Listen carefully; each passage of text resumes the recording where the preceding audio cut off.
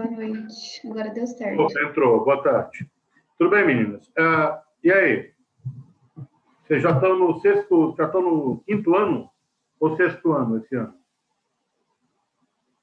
Eu estou no quinto, eu acredito que a Beatriz está no sexto. Muito bem, estamos terminando, hein? Muito bem, já tem gente aqui do programa de apadrinhamento já no servidor do Estado fazendo residência. Um de vocês aqui já é residente nosso lá no servidor. Eu ainda não conheci pessoalmente. Muito bem, vamos lá. Essa aula vai ficar gravada para todo mundo que quiser ver. A gente já fez a primeira aula sobre sintomas da doença de Alzheimer. Então, a gente começou a falar sobre os principais sintomas relacionados à doença de Alzheimer. E a gente viu que nós temos a doença de Alzheimer típica, a precoce, que é aquela que se instala antes dos 65, mas principalmente antes dos 50, as formas herdadas e a DA associada à síndrome. A gente viu que o sintoma mais comum é a alteração da memória, especialmente da memória declarativa episódica, a memória que tem relação com fatos do cotidiano, que afetem ou não o paciente, e geralmente memória anterógrada, né? Aquela memória que deve ser armazenada, aquela memória que ainda está em fase de armazenamento, na verdade ela está sendo transferida para o hipocampo e posteriormente será armazenada. Está relacionado com estruturas do lobo temporal, né? Geralmente a gente sabe que as estruturas do lobo temporal, especialmente o hipocampo, são as estruturas anatômicas mais afetadas na doença de Alzheimer. É claro que 10% dos pacientes com doença de Alzheimer acabam tendo uma afecção primária de outras regiões, especialmente região frontal ou região parieto-occipital. Mas a atrofia hipocampal ela é importante, é pervasiva em praticamente todos os pacientes com doença de Alzheimer. A gente viu também que a memória ela geralmente tem uma progressão muito lenta. Em geral, começa com alteração de memória verbal, ou seja, dificuldade de lembrar o que houve, memória de conceitos, a demência semântica, ou memória semântica. O paciente começa a ter dificuldade de categorizar, esquece nomes. Tem muito aquele evento do presque-vu. Você tem um déjà vu, jamais vu e o presque-vu. O presque-vu significa o paciente ele não consegue trazer à tona palavras que geralmente indicam objetos cotidianos. Cadeira, caneta, mesa, espelho, borracha, papel, etc. Muito bem. Problemas desexecutivos, problemas relacionados à esfera do julgamento, das funções executivas, das funções relacionadas às funções cognitivas superiores, abstração, capacidade de planejamento, julgamento, atenção seletiva, memória operacional, elas geralmente estão afetadas. E uma pequena parcela dos pacientes, menos de 5%, ou um pouco mais, essa pode ser a principal queixa, e às vezes simula uma demência frontotemporal. Mas a maior parte dos pacientes realmente tem alteração na esfera pré-frontal. Esses pacientes eles podem ter dificuldade de reconhecer o próprio déficit. Os pacientes podem ter anosognosia, especialmente quando você tem a afecção do lado direito, você pode ter essa anosognosia, essa dificuldade de reconhecer, aliás, do lado esquerdo, perdão, essa dificuldade de reconhecer que você está com problema. Então, o paciente próprio fala, eu não sinto nada, ele não reconhece o próprio problema. No começo, o paciente fala, eu estou com perda de memória, está acontecendo isso e aquilo. Com o passar do tempo, ele perde esse insight. Ele apresenta uma anosognosia que pode ser muito bem relacionada à atrofia de córtex frontoparietal. Os prejuízos comportamentais, eu estou com um paciente jovem, 58 anos de idade, portador de doença de Alzheimer, de evolução rápida, ele tem uns componentes frontais muito importantes. Ele mudou o comportamento, ele está mais agressivo, está hipersexualizado. Então, o paciente está desinibido do ponto de vista sexual. Ele quer transar com a mulher dele a qualquer hora. E a mulher, claro, já é uma senhora de quase 60 anos, não está muito afim disso. E ela reclama dessas coisas. O paciente ele pode ter delírio e desinibição. O delírio ele pode ser clínico, infeccioso, ou pode ser decorrente de alguma alteração ou cirúrgica, ou traumática, ou mesmo neurológica. Desinibição. Tinha um paciente, há muito tempo atrás, que ele, durante a fase final da doença, ele começou a atacar sexualmente a própria filha. Nunca fez nada além de insinuações. Mas ele começou a atacar de maneira insinuante a própria filha. Alucinações podem ocorrer. A perda do insight acaba fazendo com que o paciente tente fazer aquilo para o qual não está mais apto a fazer. Por exemplo, o paciente pode querer andar sozinho na rua, dirigir carro, trabalhar, sendo que ele não tem mais capacidade para tal. A alteração visoespacial, geralmente relacionada à atrofia cortical posterior, parieto occipital, se manifesta com uma dificuldade de se localizar, inicialmente em ambientes desconhecidos e, posteriormente, em ambientes conhecidos. O paciente pode estar morando numa mesma casa há mais de 10 anos e achar que não está em casa e que quer voltar para a casa que morava anteriormente. Ele pode se perder no próprio bairro, onde mora há mais de 20 anos, por exemplo. Esses pacientes têm muita dificuldade de desenhar cubo, desenhar relógio, e esses pacientes podem ter algumas síndromes, como a síndrome de Balint, por exemplo, em que você tem uma atrofia córtico-parietal, parieto-occipital bilateral, em que você tem uma ataxia óptica, ou seja, uma dificuldade de seguir coisas com os olhos, uma apraxia visual, uma dificuldade de olhar para as coisas sem que se mexa a cabeça, e uma simultânea agnosia, que é uma dificuldade de você olhar para um quadro e ver o quadro. Você vê objetos, espaços. Por exemplo, aquela clássica figura da mãe lavando louça, enquanto a água está caindo da pia e as crianças estão dependuradas num banco prestes a cair para pegar uma jarra de biscoito. O paciente olha tudo isso, só que ele olha pedaços. Ele não consegue concatenar as ideias para ver o que está errado. Isso, simultânea agnosia, pode estar associado a AVCs, traumas, esclerose múltipla, doenças degenerativas, como, por exemplo, a própria doença de Alzheimer. Alterações de linguagem são mais tardias e, geralmente, elas se manifestam como, em primeiro lugar, uma dificuldade de lembrar de nomes, posteriormente, uma perda de fluência.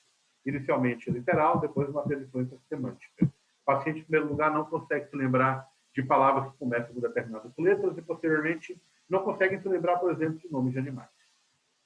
É claro que para o teste da fluência literal, eu não vou pedir, por exemplo, aqui no Brasil, para pacientes falarem palavras que começam com a letra Z.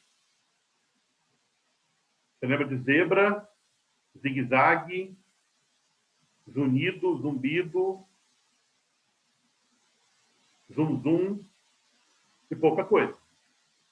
Você vai pedir palavras que geralmente iniciam, letras que geralmente iniciam palavras frequentes. F de faca, A, S de saco. São as três palavras, três letras que a gente utiliza. F, A, S. Minhas iniciais. Por isso que eu gosto. Então, F, A, S.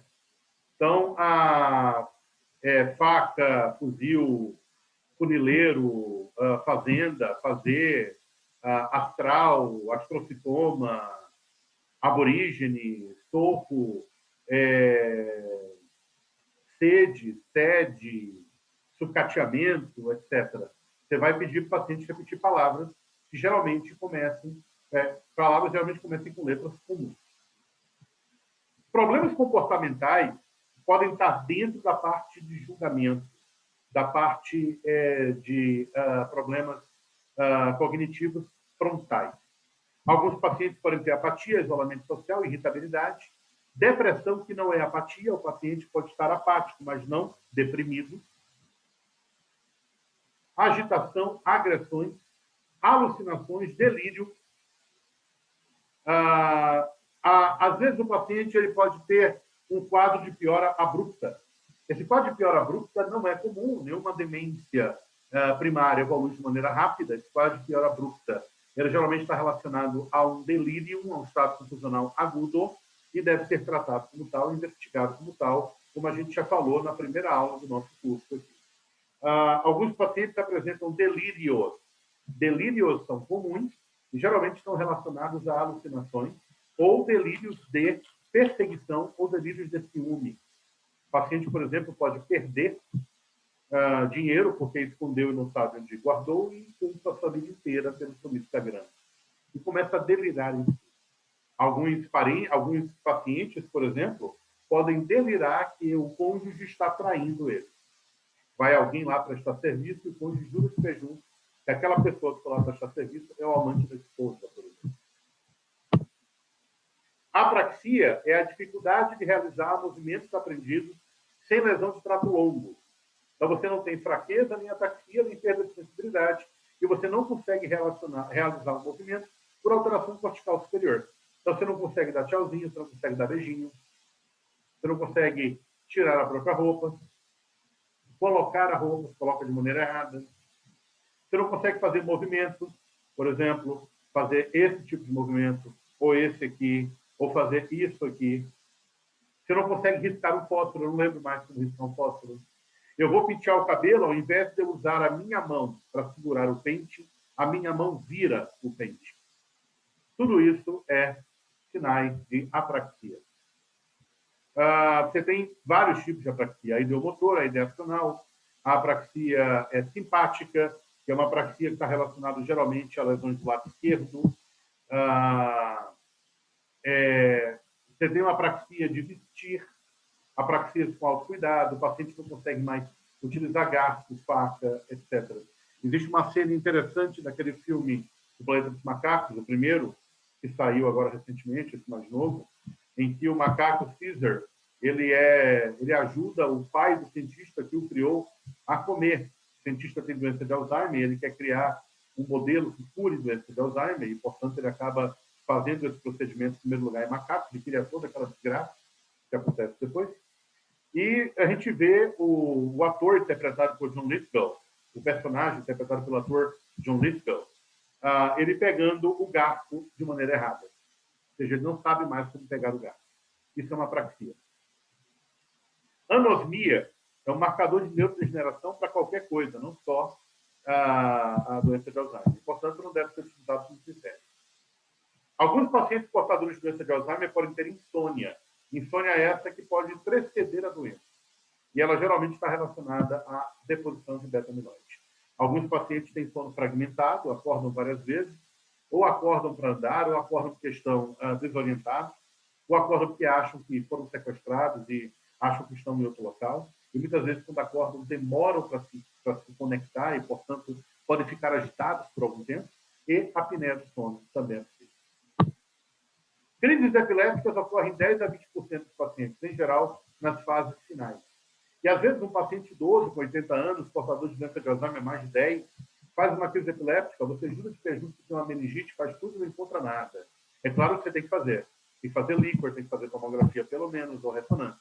Mas tem uma chance de você não encontrar nada e aquilo ser realmente só uma evolução da demência. O tipo mais comum é focal desperceptiva, antigamente chamado de epilepsia ou crise facial complexa, e geralmente está associada a alterações temporais, principalmente da região do hipocampo.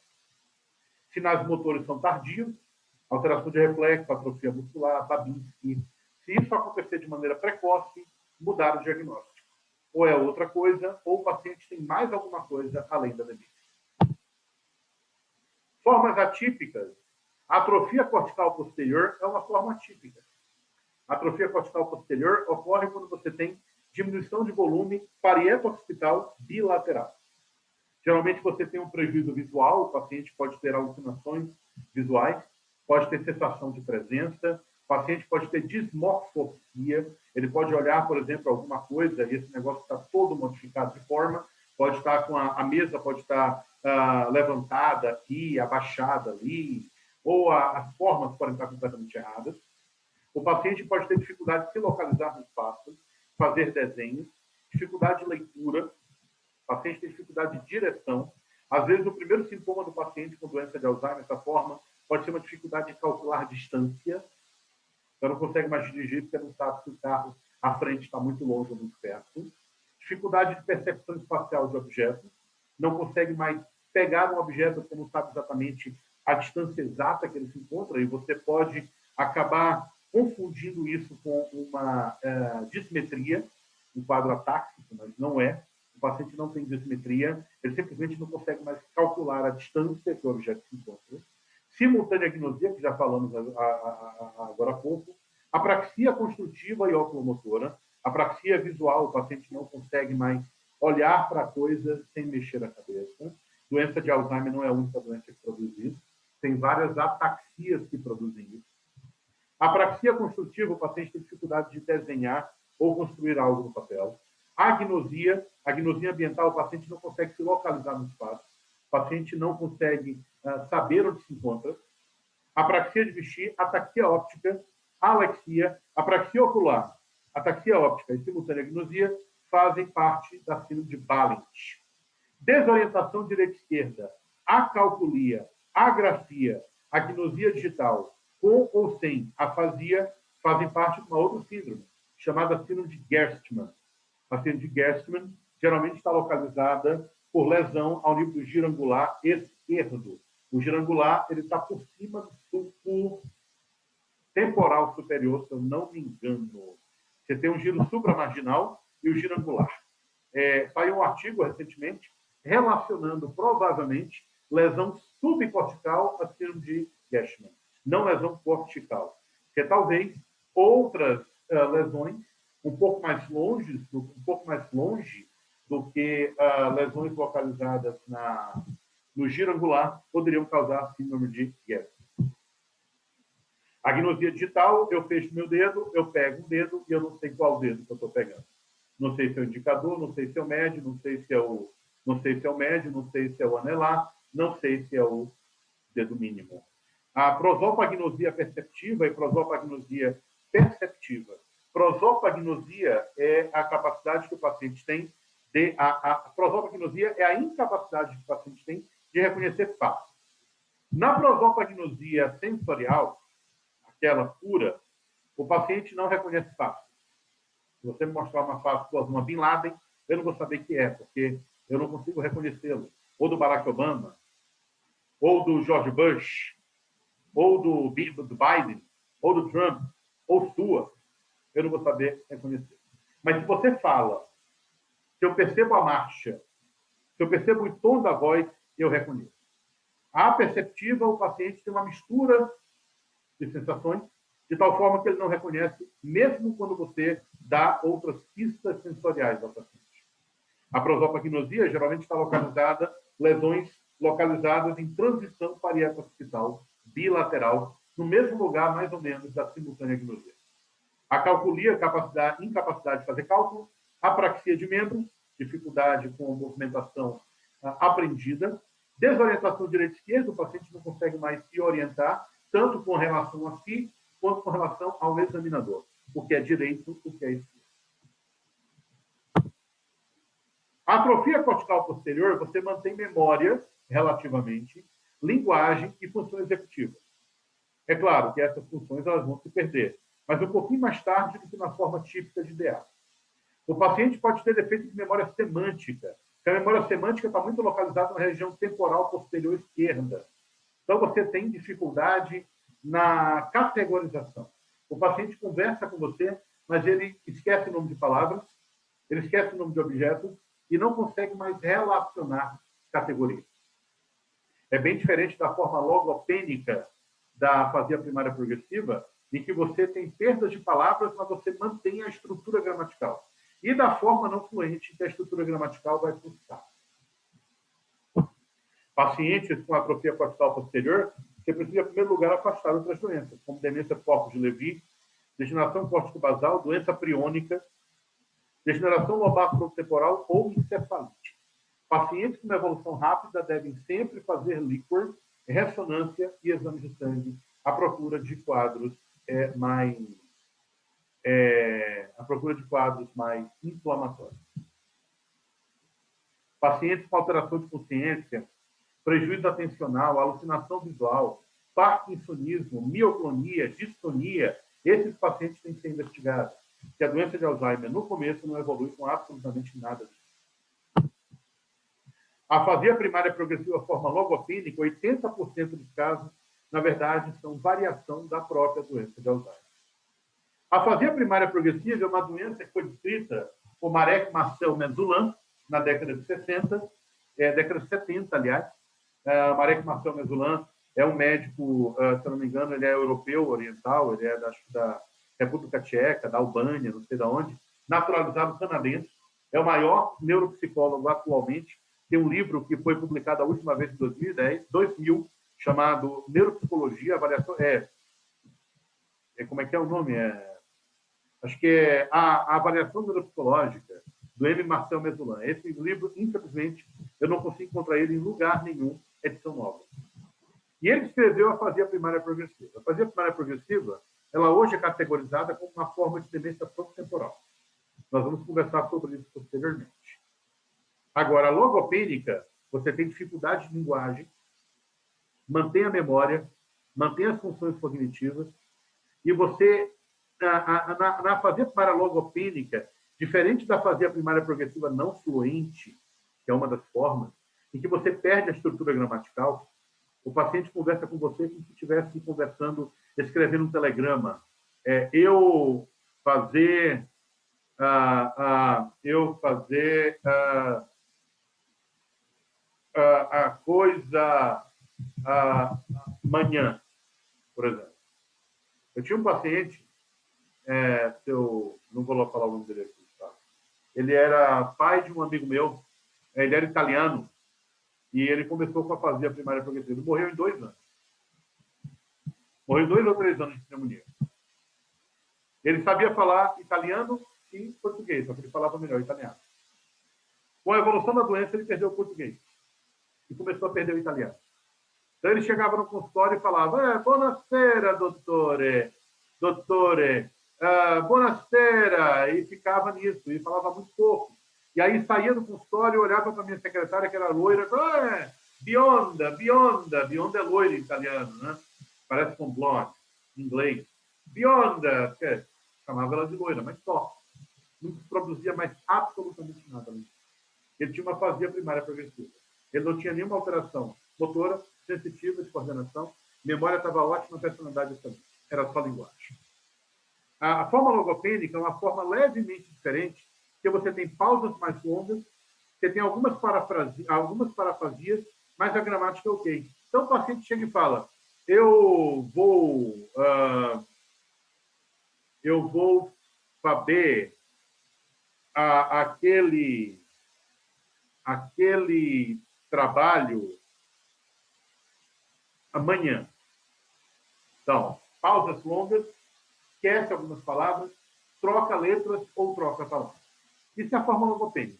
80% dessas formas logopênicas estão relacionadas à doença de Alzheimer. E 20% estão relacionadas à afasia primária progressiva no âmbito de demência frontotemporal. Geralmente está relacionada à atrofia perissilviana posterior ou atrofia parietal posterior esquerda. Síndrome disexecutiva é raro você ter um paciente com Alzheimer que começa, mas ele te deixa num campo escuro, você fica preso ali, porque você jura que é demência frontotemporal. Só que o paciente começa a apresentar perda de memória precocemente. Antes do primeiro ano de doença, ele já está apresentando alteração de memória. E aí você fala: alteração de memória precoce, demência frontotemporal, não é demência frontotemporal. Eu não sei o que aconteceu.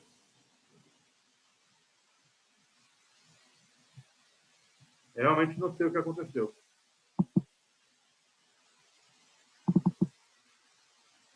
Simplesmente caiu, gente. Vocês estão acompanhando? Onde eu parei?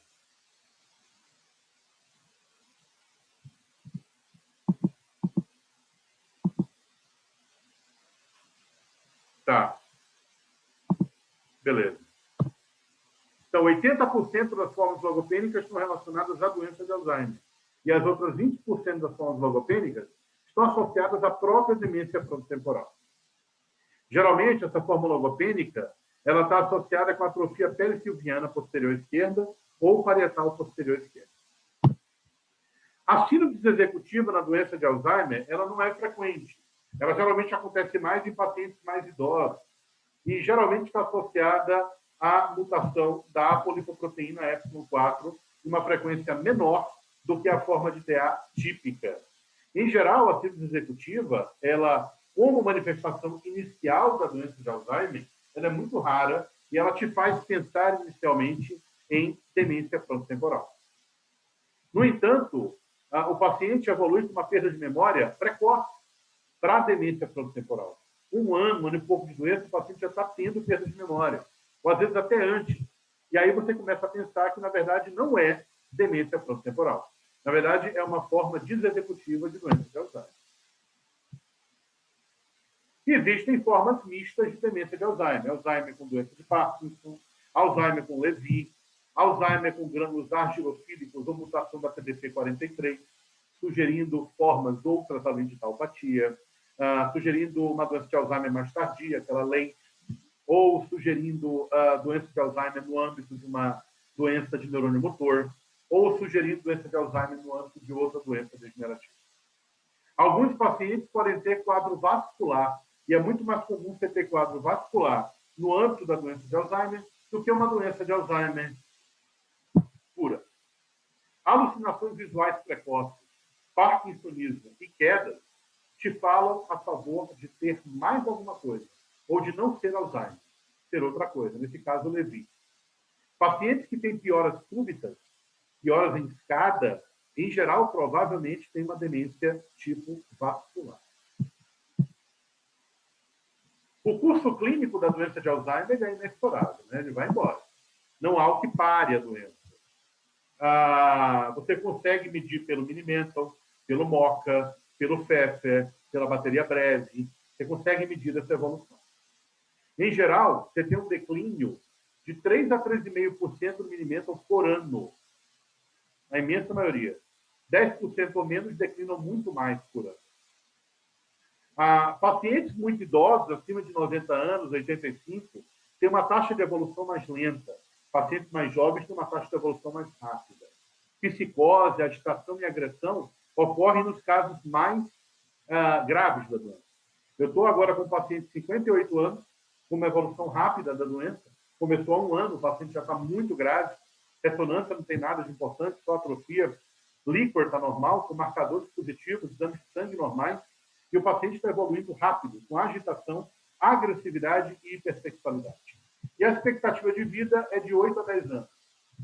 Eu tive uma paciente idosa de 80 anos que viveu por 20 anos com a doença. Ela morreu com 93 anos, recentemente. Ela viveu 16 anos com a doença. Ela morreu com 96 anos. E a doença geralmente não morre, né? A doença geralmente não mata, né? Quem mata o paciente são as infecções, são a pneumonia, a infecção urinária, sepse, desnutrição, desidratação, alteração de sódio, crise epiléptica reentrante, hematoma subdural, sangramento cerebral no âmbito de angiopatia amiloide, AVC em pacientes que também têm fatores de risco vascular, trombose venosa cerebral, trombose venosa profunda com embolia pulmonar, infarto, arritmia, é isso que mata o paciente. O diagnóstico da doença de Alzheimer é feito sempre pela história clínica, não existe exame que faça o diagnóstico. Os exames eles servem para corroborar numa clínica que é compatível. Então, o exame cognitivo tem que ser feito, o exame cognitivo pode ser feito pelo Mini-Mental, pode ser feito pelo MoCA, que nós vamos ver isso posteriormente, pode ser feito pelo Pfeffer, que é um questionário que é dado ao acompanhante, pode ser feito por neuropsicológico ou pela bateria breve. O exame clínico, em geral, tem que ser feito, medir pressão, ver coração, ver pulmão, ver abdômen, ver membro, porque você tem pelo menos que ter uma ideia de como o paciente está. O exame neurológico, em geral, é normal, mas ele deve ser feito, de preferência completo, e isso a gente pode discutir depois do exame neurológico. Porque você precisa verificar se o paciente tem outras coisas, além de demência. Se ele tem parkinsonismo, se ele tem alterações de reflexo, se ele tem ataxia, se ele tem alteração de marcha, se ele tem disfagia precoce, movimentação ocular alterada, etc. Você tem que verificar se o paciente não tem algum fato clínico, psíquico, como depressão, ou medicamentoso que pode estar produzindo a demência. Então, você tem que afastar causas tratáveis ou curáveis de demência.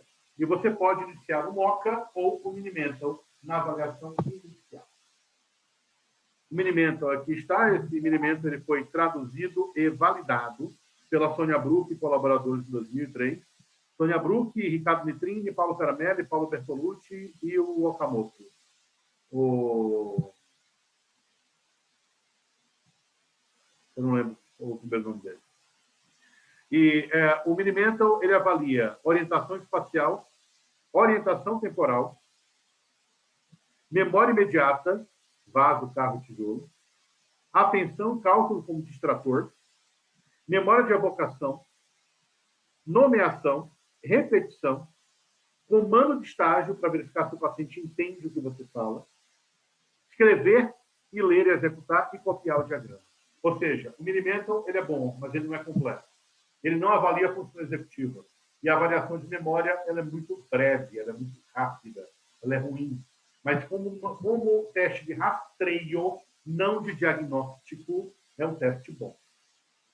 Ele rastreia. Ele me diz quem que pode estar afetado, mas ele não me dá o diagnóstico. Boa pergunta, Beatriz. Prova terapêutica não acho legal. Tá? Ficar fazendo prova terapêutica, você só vai deixar o familiar nervoso. E você vai acabar se perdendo no diagnóstico. O ideal mesmo é você entender a demência, examinar o paciente, fazer um diagnóstico sindrômico, além da síndrome demencial. Ele pode ter uma síndrome executiva, pode ter uma síndrome parkinsoniana, uma síndrome deficitária, motora deficitária, uma síndrome de neurônio motor, por exemplo, e a partir daí, em cima do diagnóstico provado. Você pode ter mais de uma possibilidade e você pode investigar essas possibilidades com exames direcionados. Agora, a prova terapêutica, eu não acharia interessante, ao menos que você tenha algum sintoma que possa ser tratado. Aí tudo bem. Mas você tem Parkinsonismo. Você tem um Parkinsonismo, você pode dar Prolopa. E você pode ver a resposta da Prolopa. Mas enquanto você dá o Prolopa, você faz outras coisas. Se não dá o Prolopa, pede para o paciente voltar em mente, por exemplo. Eu, geralmente, quando dou uma medicação aqui no consultório, eu peço para o paciente voltar em uma semana para eu ver como ele está. E eu sempre fico com eu sempre dou meu telefone ao acompanhante para me avisar sobre qualquer coisa.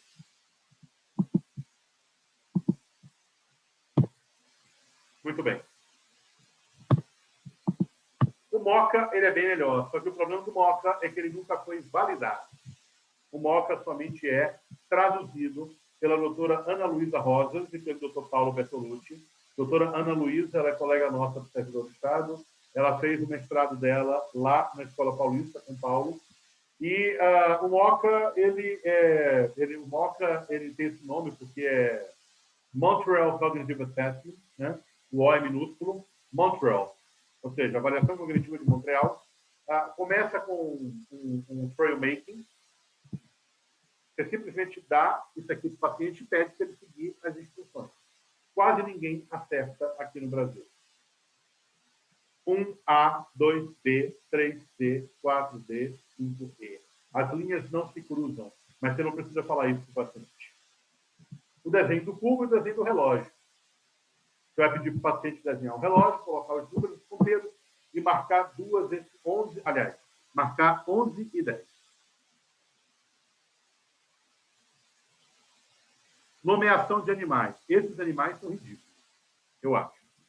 Poderia colocar uma galinha, um cachorro e um gato, por exemplo. Mas resolveram manter os animais originais. Então, caso venha a ser validado o MOCA, esses animais terão que ser mudados.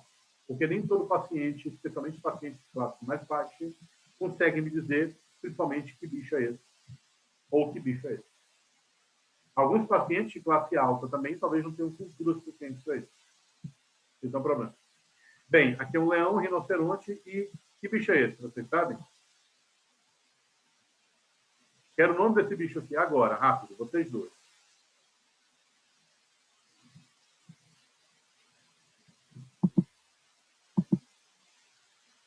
Esse aqui da direita.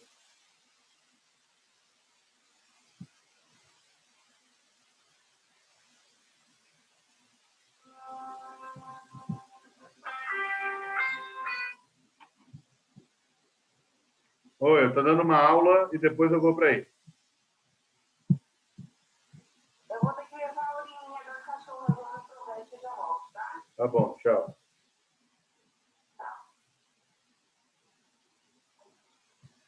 Você viu aí, Beatriz? Viu o animal? A Laurinei viu.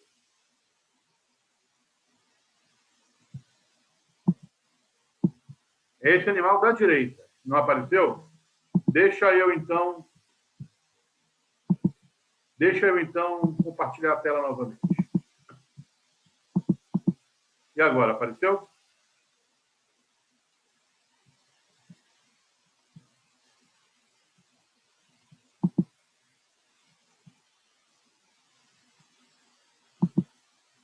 Apareceu, Beatriz?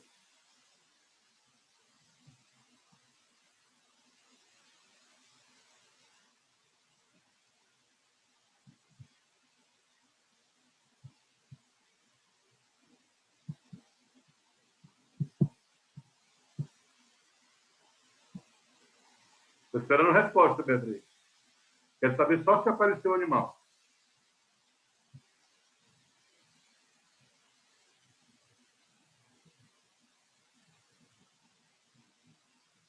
É que a Beatriz saiu? Acho que sim. Bem, aqui é um leão, aqui é um rinoceronte, e por ter uma corcova só, isso aqui é um dromedário. Só que, é claro, também pode ser camelo. Eu não vou de maneira... Ah, tá.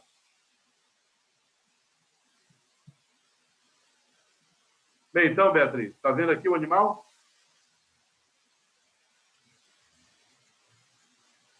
O da nossa direita.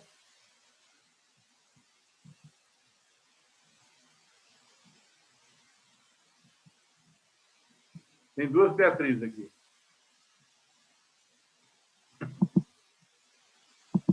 Eu vou remover a Beatriz que está... Consegue me ouvir, Beatriz? Pois é, Beatriz, para você é um camelo. E para a maior parte dos pacientes também é um camelo. E eu acabo deixando um camelo, mas na verdade é um dromedário. Só tem uma corcova. Então é por isso que eu acho que esses animais eles realmente não estão com nada. Aqui no consultório eu faço esse teste, que é o TEM, e os pacientes falam que é um camelo. Um acertou que era dromedário. Aí você tem a memória. A memória, gente, o primeiro teste de memória do MOCA não conta pontos. É só para o paciente lembrar das 5 palavras. Rosto, veludo, igreja, margarida e vermelho. Rosto, veludo, igreja, margarida e vermelho. E você pede para o paciente repetir uma e depois 2 vezes. Depois você faz um digit span. Você pede para o paciente para repetir o número de 5 algarismos em ordem direta e depois o número de 3 algarismos em ordem indireta. Ordem direta, 1, 2, 3, 4, 5, 1, 2, 3, 4, 5. Ordem inversa, 1, 2, 3, 4, 5, 5, 4, 3, 2, 1. Tá? Isso é para testar atenção. Posteriormente, você pede para o paciente uma variação do teste Go-No-Go, em que você tenta testar se o paciente tem impulsividade e atenção e verificar a capacidade do paciente de inibir respostas erradas. É um teste para avaliar a função executiva. Você pede para o paciente bater na mesa somente quando ouvir a letra A. E você fala todas essas letras aqui. Depois você faz um teste de cálculo. Depois você pede para o paciente repetir umas frases, repetir com você. E depois fluência verbal. 11 palavras que comecem com a letra F de faca, pelo menos. E aí você faz a pergunta da memória. Quais foram as 5 palavras? Se o paciente não acertar nenhuma delas, aí você pode, sem pontuação, testar a memória por categoria ou múltipla escolha. Categoria: parte do corpo, tipo de tecido, local de culto, tipo de flor ou cor. Se o paciente não acertar nada, você pode colocar 10 a 15 palavras ou objetos num papel e pedir para o paciente localizar essas palavras ou objetos no papel. Assim você testa armazenamento ou evocação. Se o paciente lembra, dificuldade de evocação. Se o paciente não lembra, dificuldade de armazenamento. E, por último, a orientação, que é o que vem primeiro no Minimental. O MoCA e o Minimental não dão diagnóstico de nada. Eles são testes de rastreio. É para você ter certeza quem precisa e quem não precisa fazer um teste formal. Tá? Lembrar que o diagnóstico sempre provém da história clínica da família, dos acompanhantes e ou do paciente. O FEFE é um teste que você dá para o acompanhante. São 11 perguntas em que o acompanhante vai nomear de 0 a 3. Se ele é capaz, ou se nunca fez, mas poderia fazer agora. Se faz com dificuldade, mas nunca fez e teria dificuldade agora, ou se necessita de ajuda e se não é capaz. E aí, scores. O score é simples, é somatório. O score acima de 6 sugere encaminhamento para diagnóstico neurológico. Muito bem, gente, nós vamos continuar a aula, então, na próxima quarta-feira, tá? Nós vamos terminar o diagnóstico e nós vamos já falar de tratamento de doença de Alzheimer. Tudo bem? Próxima quarta-feira, recomeçando. Hoje nós fizemos, então, uma aula de... Deixa eu ver aqui quanto. Qual foi o tempo desta aula? Não estou conseguindo ver.